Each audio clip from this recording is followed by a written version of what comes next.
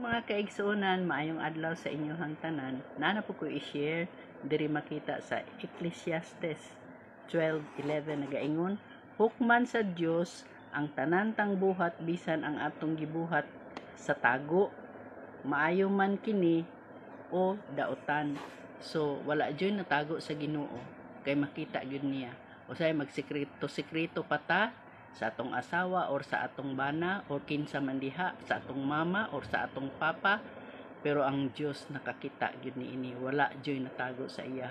Busa hukman gihapon sa Ginoo ang atong nabuhat sa tago. Siya lamang ang nasayod, wa may nakabalo sa atong bana or asawa, way nakabalo bisan atong mama o papa, pero ang Ginoo nakakita gyud. So hukman na siya. So maora to, salamat kay sa pagpaminaw, mag-ingat, kinahanglan mag-amping. Dawato nato atong Ginoo ingon nga bugtong personal nga manluluwas, mangayo gyud tagpasaylo kay ang atong sala nga natago nakita gyud sa Ginoo. So maora to, salamat kay sa pagpaminaw. God bless.